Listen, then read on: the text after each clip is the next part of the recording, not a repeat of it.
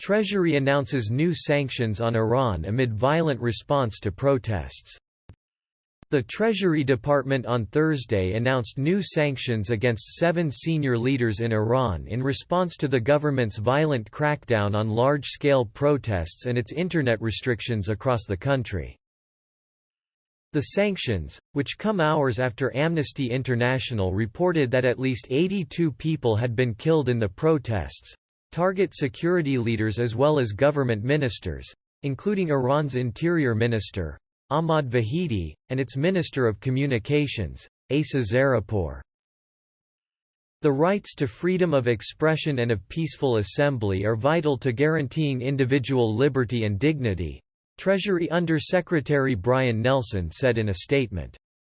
The United States condemns the Iranian government's internet shutdown and continued violent suppression of peaceful protest and will not hesitate to target those who direct and support such actions. The announcement marks the second set of sanctions the U.S. has imposed against Iranian officials after the death of Mahsa Amini, a 22-year-old woman who was arrested and accused of violating the country's strictly imposed dress requirements for women.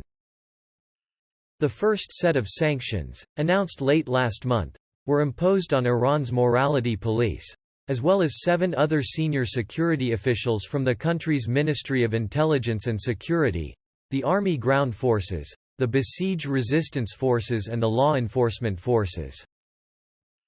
Since then, protests in the country have intensified, spreading to more than 80 cities and towns across the country, with people around the world taking to social media to voice support for the protesters.